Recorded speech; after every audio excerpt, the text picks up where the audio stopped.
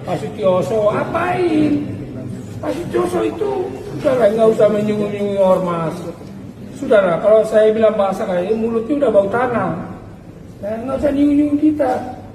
Orang boleh takut sama Pak Sutioso, kalau saya nggak takut. Kalau dia menyinggung kita, saya bilang Anda mulutnya udah bau tanah, udahlah. Berdoa, meminta kepada Allah SWT, tinggal nunggu sementara yang mau dipanggil sama Allah. Itu masalah Hercules. Ini kurang ajar nih orang. Tidak tahu diri. Gitu loh. Dia merasa paling hebat. Tahu udah pensiun, nggak ada di mata kirinya dia tuh. Nggak dianggap itu. Ya kan? Pak Sutioso ngomong apa? Tidak ada satu kata pun purnawirawan Pak Sutioso mengatakan akan kudeta negara. Fitnah itu. Hei, purnawirawan Pak Sutioso itu purnawirawan Baret Merah dari Kopassus. Bintang 3 Letnan Jenderal. Saya juga purnawirawan. Tidak kau anggap kau ngomong seenak perutmu saja itu. Ingat, kau dulu TBO. Kau bisa ke Jakarta pakai apa? Sudah purnawirawan juga yang bawa kamu ke sini. Kok ngomong seenaknya kayak gitu? Tidak sopan. Sudah jadi raja. Kamu itu kan preman. Memakai pakaian ormas.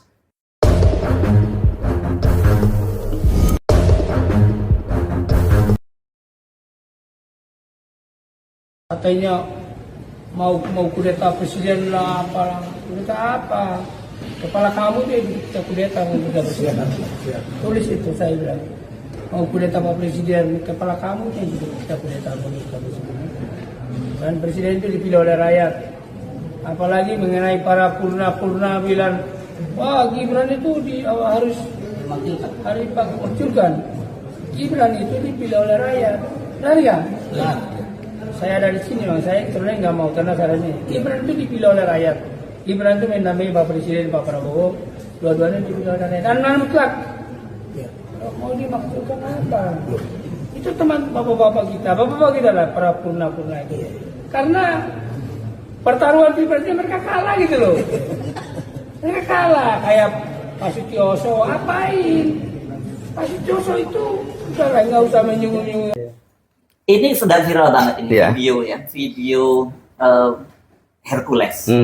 Dan itu yang saya terkejut, dia itu mengecam Pak Sutioso dan juga purnawirawan. Kebetulan Pak Sutioso itu saya wawancara dengan Pak Yos gitu ya.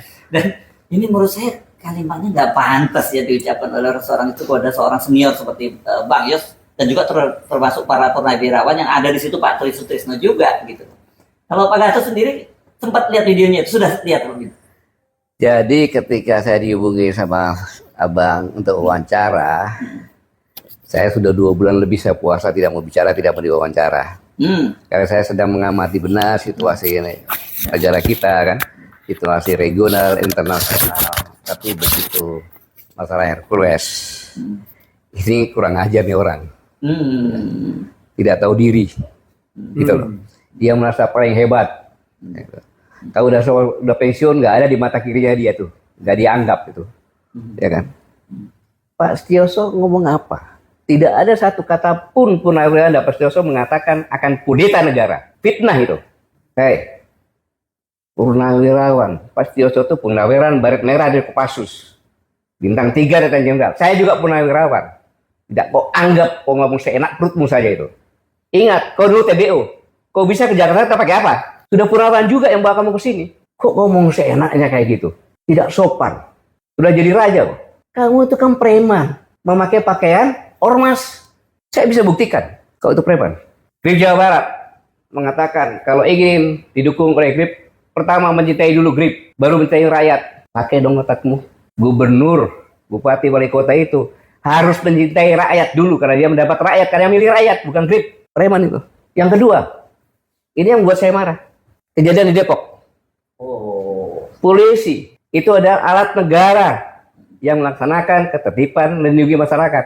Ketika akan mengangkat, dilawan, dikepung. Negara apa ini? Mobilnya alat negara, mobilnya dibakar lagi. Kalau saya diam, orang akan menyangka bahwa polisi udah nggak ada. Kayaknya ke preman. Ini bahaya untuk negara kesatuan Republik Indonesia. Satu, dia menghina pensiunan Kopassus. Kau juga menghina presiden saya. Jenderal Prabowo itu komandan Jenderal Kopassus. Pangkostrat presiden saya.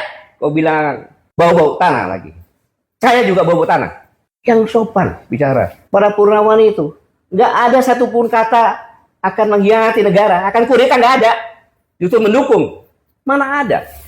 Pak Prabowo itu mantan Danjen Kopassus, mantan Pangkostrat. Masa prajurit TNI nggak dukung? Nggak masuk akal.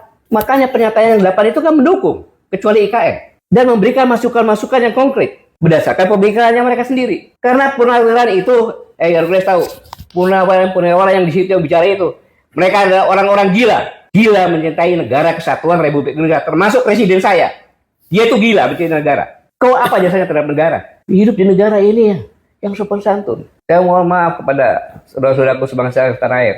Selama ini saya tidak pernah bicara keras, tapi dengan preman saya harus bicara dengan terbuka seperti ini, dengan menggunakan bahasa preman. Nggak boleh seperti itu. Semua TNI juga akan menjadi purnawirawan. Bahkan doanya prajurit itu agar bisa pensiun. Kenapa? Panjang umur pensiun. Sukses menjalankan tugas.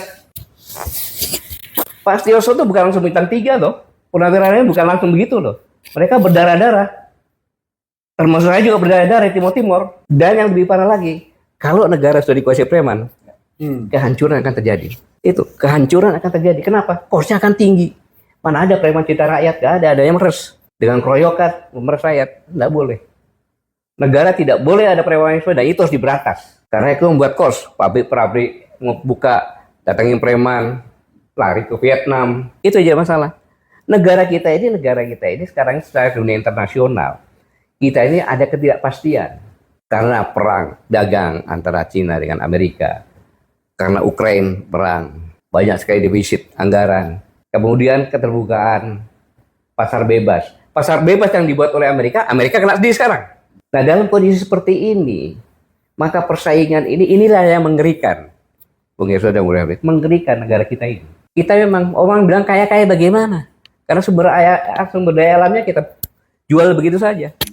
Kita menjadi bangsa pasar. Kenapa kita nggak menjadi bangsa industri?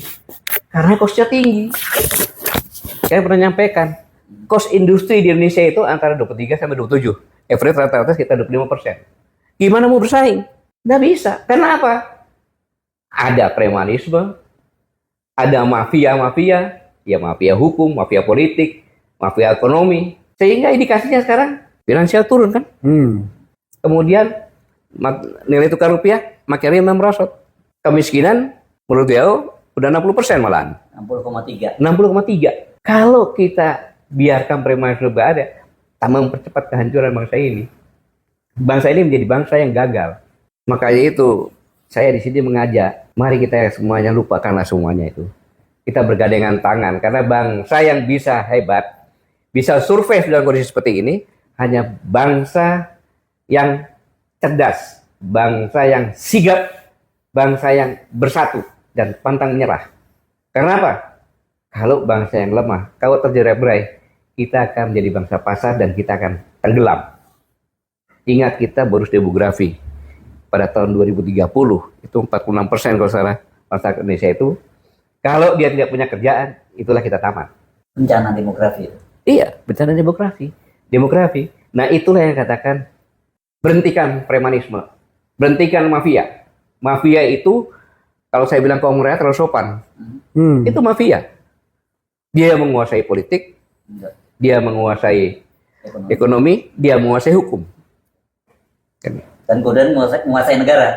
Nah, itu untuk menguasai negara nantinya. Ya. Sama dengan Grab ini, dia sudah masuk ke ranah politik, bahaya sekali. Jadi gitu. Pak Gatot, ini ada klarifikasi sedikit. Tadi mengatakan kita bersatu gitu ya.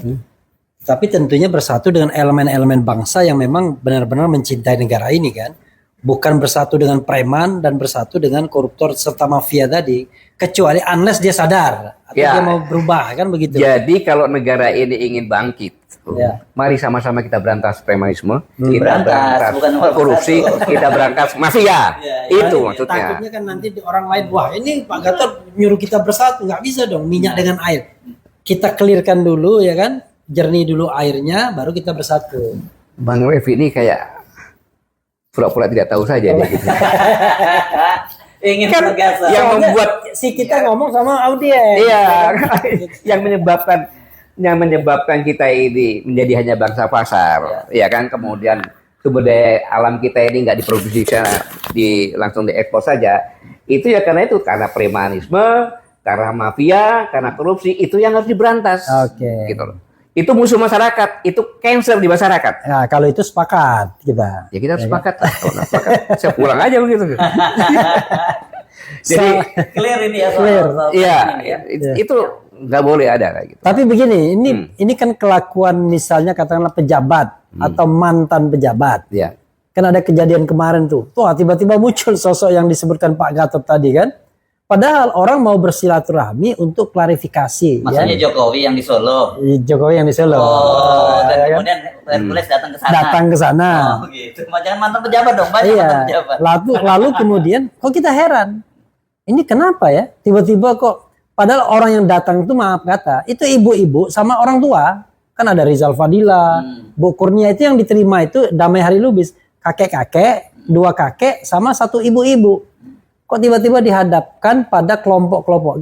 Begini Pak Gatot, banyak sekali kan kelompok-kelompok yang kemudian seperti digunakan oleh penguasa atau mantan penguasa untuk kepentingan dirinya. Ya dalam kasus misalnya ijazah palsu dan lain sebagainya kan itu kan terjadi kalau kita mau jujur.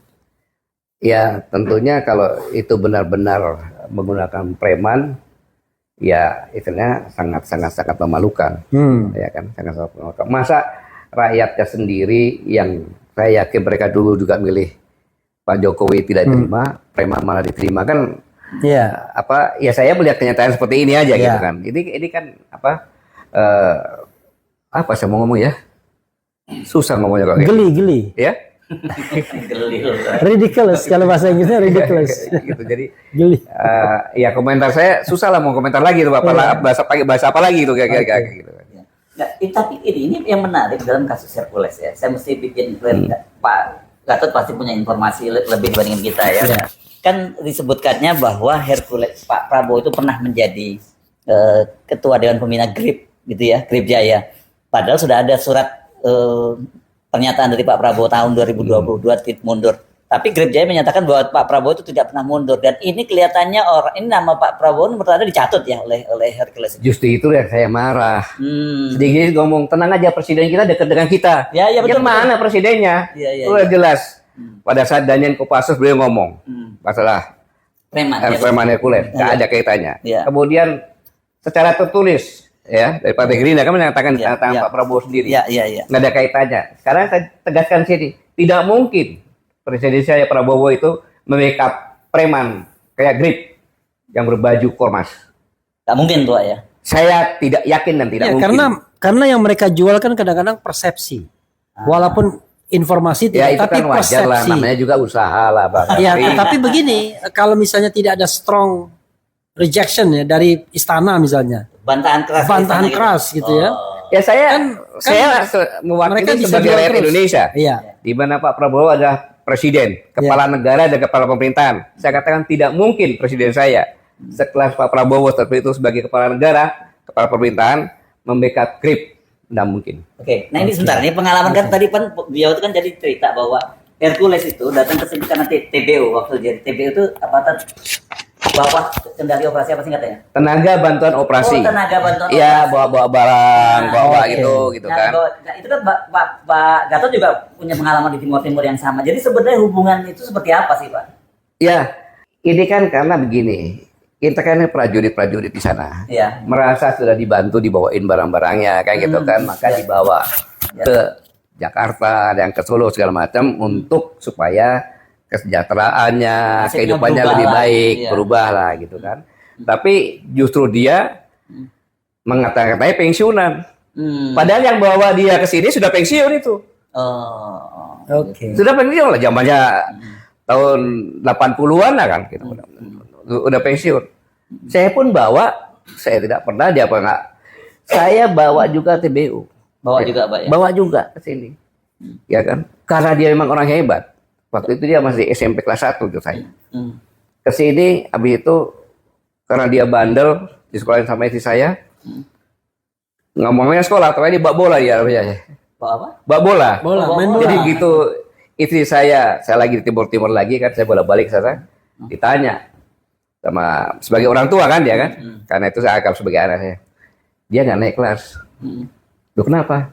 Nggak pernah sekolah katanya. Rupanya main bola. Dimarahin. Kan gitu. Ya kaburlah ke orang tua saya di Solo. Oh, Iya, ketemu orang tua ya sama ke ayah saya kan. Ya. Dia tahu ke ayah saya main-main. Tiba-tiba dia udah menjadi orang ketika saya kasat. Dia ngadep saya. Siapa kau? Saya tempelin aja dia. Kau kurang aja kau.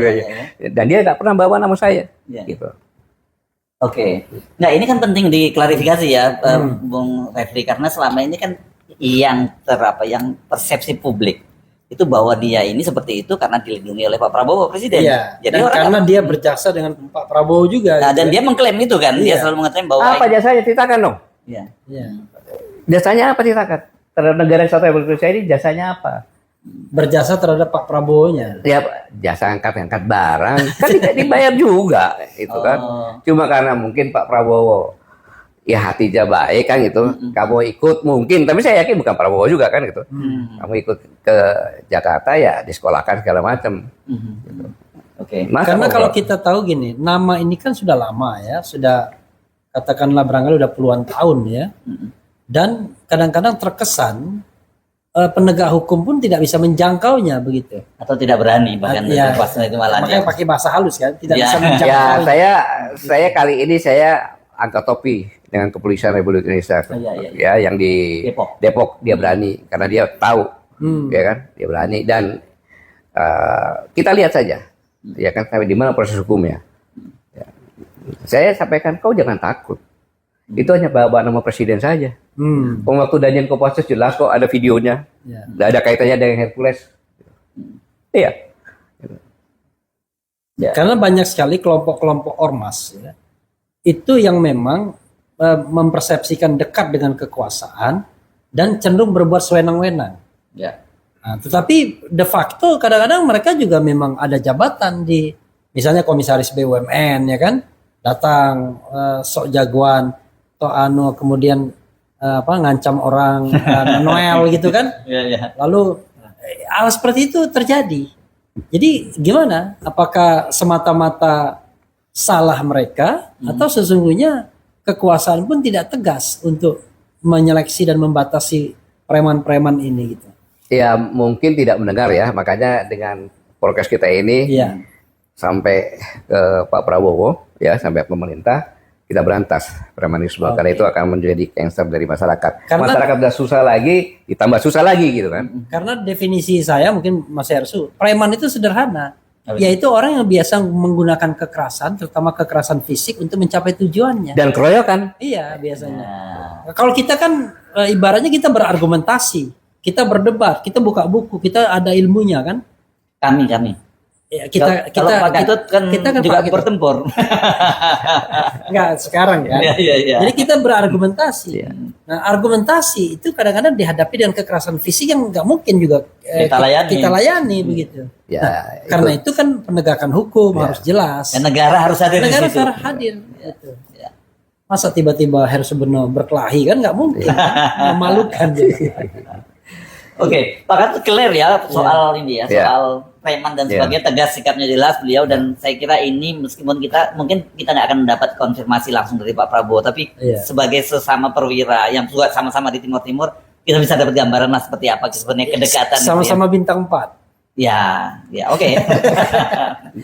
Iya waktu itu saya masih letnan atau kapten ya ketika Iya. Pak Prabowo di sana, Iya. beliau memimpin tim Bravo dan saya bergerak bersama-sama tim Bravo juga gitu sana. Ya. Jadi waktu itu beliau pangkatnya apa? Letkol. Letkol. Ya, komandan batalion ya. Dan saat Oh, dan 81 waktu itu. oke. Mungkin Kita Pak Gatot Ya. dari saya mungkin ya. Ada nggak imbauan Pak Gatot? Jangan kepada para preman, yang preman tuh selama masih ada usernya, tetap aja dia akan eksis. Tapi kepada siapapun yang menggunakan, terutama kalau dia pejabat publik. Karena dulu kita mengenal buzzer kan, yang separuh Ya. preman kan, itu kan dibilang wah ini peliharaannya si X, peliharaannya si Y, dan mereka juga ada sebagian yang ngaku kalau dapat katakanlah uang setoran setiap saat. Nah, terhadap mereka yang memelihara preman untuk kepentingan politik, ekonomi, sosial, hukum mereka, mungkin silakan Pak Gatot ngomong. Marah-marah juga nggak apa-apa kayak Hercules tadi. Ya, Bung Yasir, Bang Refli, selama 2 bulan ini kan saya merenung. Ya. Merenung, ternyata semakin saya merenung, semakin saya mendalami kondisi dunia dan kondisi negara kita, semakin menakutkan. Ya. Rakyat kita sudah 280 juta sekarang. Kemudian kondisi ekonomi kita hanya bagaimana menjual bahan baku, ya kan, kemudian kembali ke sini menjadi pasar karena kita ada banyak.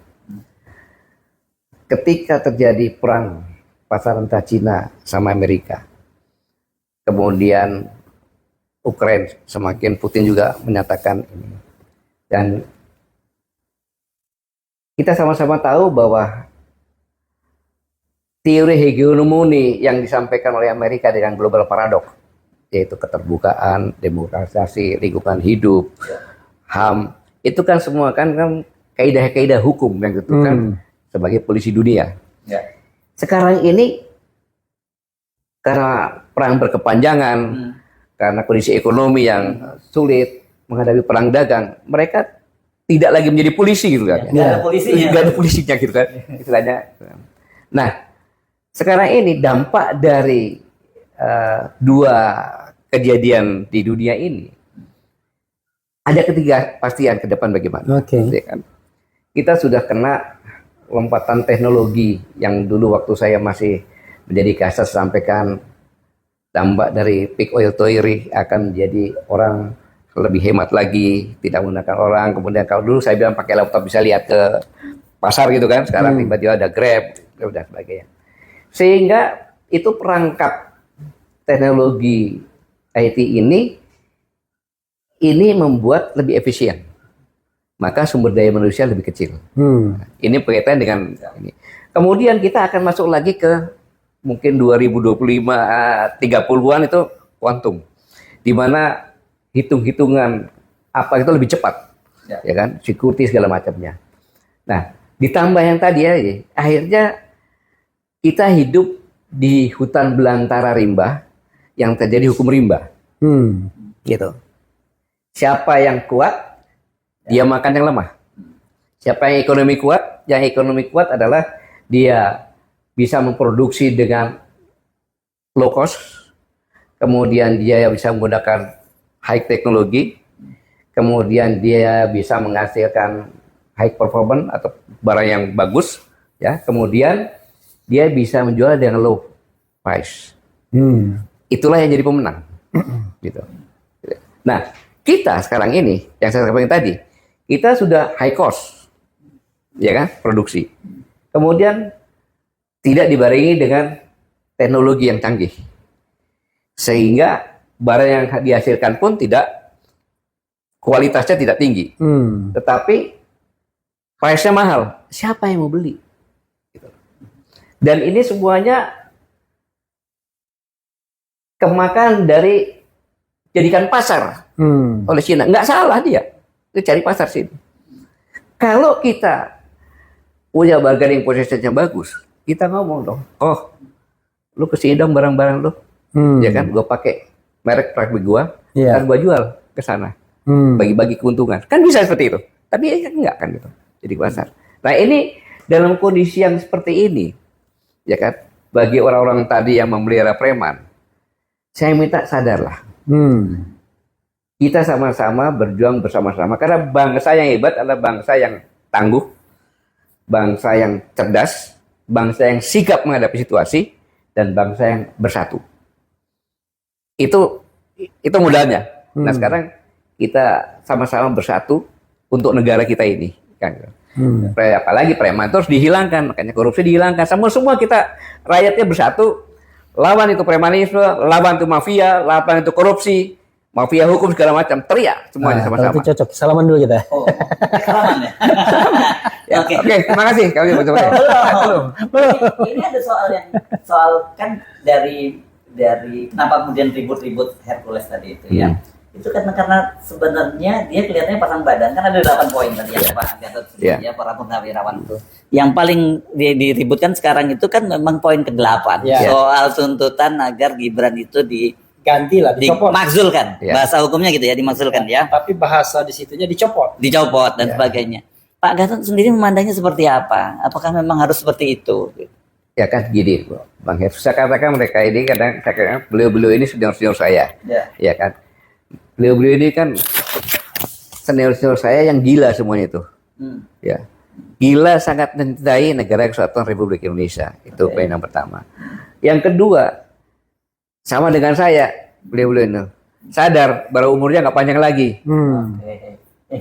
Ingin husnul khotimah. Nah, Pak Gatot kan baru 52 kan sekarang. ya, kenapa? Karena beliau-beliau dengan saya pernah bersumpah. Ya. Yang tidak bisa dihapuskan kapanpun juga, secara pribadi sumpahnya, karena demi Allah saya bersumpah akan selalu setia kepada negara Kesatuan Republik Indonesia yang berdasarkan Pancasila dan Undang-Undang Dasar 1945. Kekhawatiran terhadap negara ini dalam kondisi yang sekarang ini yang berkaitan dengan Gibran, itulah yang menyebabkan beliau itu bersuara. Oke. Kayak itu, ketakutan karena kecintaan pada negara untuk menyelamatkan negara, ya kan? Membantah silakan. Ya. Tapi jangan menghina. Jangan menghina perorangan dong. Ya. Apalagi ngomong purnawirawan, saya kan purnawirawan, presiden saya juga purnawirawan dong. Lalu kan gitu. Saya pun kalau dikatakan Pak Gatot itu kan non konstitusional, iya kan ada masalah. Kan di argumen itu argumen yang dikatakan Bang Raffi digunakan otak lagi gitu. Bukan digunakan otot gitu. Jadi kesimpulannya saya berpikiran positif bahwa purnawirawan itu sangat cinta kepada negara dan khawatir beliau tahu situasi ancaman kalau nanti tidak disampaikan, tidak ikut berjuang, maka ketika dibangunkan tadi kan, ya dibangunkan, terus ketiga apa? Tangan bicara, mulut terkunci, tangan dan mulut terkunci, tangan dan kaki bicara. Ya. Nah, tangan yang bicara kayak jadi saksi kan gitu. Lagunya Chrisye ini. Lagu Chrisye yang cuma sekali doang dia rekaman. Setelah itu nggak bisa nyanyikan lagi dia. Kan itu kan. Itu yang ditakutkan gitu loh. Jadi sangat wajar menyampaikan hal semacam itu. Kan warning. Itu kan warning kan gitu. Warning yang disampaikan kepada penentu kebijakan. Bukan mereka mengeksekusi. Apalagi menekan, mengancam. Tidak ada kan, itu disampaikan kepada presiden. Karena sebenarnya mereka mau minta waktu bertemu dengan presiden sebetulnya kan. Tapi belum ketemu. Iya, dengan cara seperti kan sampaikan. Dan dalam negara demokratis ya usulan itu wajar saja. Yang tidak boleh itu melakukan perbuatan anarkis kan begitu. Dan yang dilakukan kan rapat, menyampaikan pendapat, ditulis, ditandatangani, disampaikan kepada presiden. Ya. Walaupun saya tidak ada di situ karena saya ada acara kawinan. Nah itu kalau gitu kita pertanyaannya, sikap pribadi Pak Gatot sendiri, saya nggak tahu sebagai personal atau sebagai presidium koalisi aksi menyelamatkan Indonesia. Apakah itu salah satu menurut Pak Gatot memang langkah yang harus dilakukan untuk menyelamatkan masa depan bangsa ini? Nah, sebelumnya klarifikasi, di situ ada 103 jenderal yang tanda tangan. Pak Gatot ikut tanda tangan nggak? Saya tidak. Enggak ya, oke, sudah klarifikasinya itu aja. Lanjut, silakan. Saya katakan tadi kan itu persepsi dari para purnawirawan karena kekhawatirannya. Kekhawatirannya. Saya tidak ikut situ karena saya ikut tadi di perkawinan di teman saya gitu. Jadi ya saya pikir suatu hal yang wajar dalam demokrasi ini menyampaikan pendapat seperti itu. Itu pendapat loh. Kecuali dia melakukan sesuatu yang untuk menjatuhkan, itu tidak boleh. Kan gitu. Tetapi beliau menyampaikan, ya terserah atau presidennya gimana nanti kan. Apa salah? Ya tidak. Menyampaikan kepada presiden, mau apa aja terserah aja. Mau minta duit pun boleh. Kan gitu. Nah ini kelihatannya kenapa yang sebelumnya kita bicarakan, kenapa kemudian Hercules marah dan ngata-ngatain Bang Yos sebagai mulutnya udah bau tangan dan sebagainya, itu kan berkaitan dengan pernyataan Bang Yos tentang kekhawatiran dari para purnawirawan. Itulah yang menyebabkan saya marah, menyerang pribadi. Dikatakan purnawirawan sudah bawa tanah, saya juga dong, presiden saya juga dong. Siapa dia kan gitu. Tapi terkesan dia pengen cari sandaran. Jadi seolah-olah yang diserang ini, yang dikritik ini presiden. Padahal jelas kan poin 8 itu wakil presiden. Ya cara preman kan berarti kan sandarannya kan. Cara preman kan gitu. Jamin mitnah kan gitu. Mau kudeta, mana kudeta mananya? Memanipulasi lah ya, manipulasi berita kan gitu. Itu kan dia jelas kalau videonya ada. Kapan Pak Soso mau kudeta sama presiden? Nggak ada. Nggak ada. Bang Yos malah merasa dia sangat dekat dengan Pak Gatot, dengan Pak Prabowo gitu. Yang 8 juga kan nggak ada yang datang presiden. Nggak ada. Ada yang tidak dukung hanya IKN saja kan? IKN. Itu apa salahnya gitu kan? Gitu. Ya. Masalahnya gini loh. Kalau ini dibiarkan, ya kan? Kasihan prajurit. Iya kan, prajurit jangan. Berarti kalau gua jadi purnawirawan diinjak-injak sama preman. Kita purnawirawan suruh perang juga masih mau di depan. Gawat ini. Jadi Iya. kebanggaannya itu hilang ya kan? Iya. Wah, nanti kok saya prajurit saya jagoan-jagoan. Kan gitu. Jam prajurit tua ini jagoan-jagoan juga. Kalau ada masalah yang menghancurkan negara, nggak usah dipanggil. Cari rampok senjata kita bergerak gitu kan. Gitu. Jadi jangan ngomong seperti itu nggak enak gitu. Closing statement mungkin ya. Oke. Pak Gatot, silakan closing statement. Apa pesan yang ingin sampaikan? Baik saudara-saudaraku sekalian, tadi saya sudah menyampaikan bahwa negara kita ini bukan karena kita, tapi terancam dengan kondisi yang terkini karena dunia ke depan tidak ada kepastian dengan perang dagang, dengan kondisi Ukraina, tidak ada alternatif lain. Kita sekarang ini masih sama-sama kita bergandengan tangan, bersatu untuk memerangi premanisme, mafia tanah, mafia hukum, mafia politik, mafia ekonomi, korupsi, semua yang akan membuat negara ini rusak. Kalau kita tidak punya apa-apa dengan suara, kita serang pimpinan negara kita untuk minta berbuat agar bersama-sama dengan rakyat bersatu untuk memerangi yang tadi, mafia, premanisme, korupsi, dan yang akan merusak negeri ini. Saya yakin kita semuanya ada patriot bangsa, entah pria wanita. Mari kita bergandengan tangan, kita bersatu, selamatkan negeri ini. Terima kasih. Wassalamualaikum warahmatullahi wabarakatuh. Waalaikumsalam warahmatullahi wabarakatuh. Sekarang kalau gitu baru salaman betul ini kita selesai ya. Kali selesai, saya sebentar. Yes. Mas Heru, silakan buka. Buat tutup. Mas Heru. Oke, demikian tadi perbincangan kami. Ini kolaborasi antara yang keren dan cadas di belah saya, Refli Harun bersama saya Subno Arif dan Saya Refli Harun. yes. Kami mohon pamit. Wassalamualaikum warahmatullahi wabarakatuh.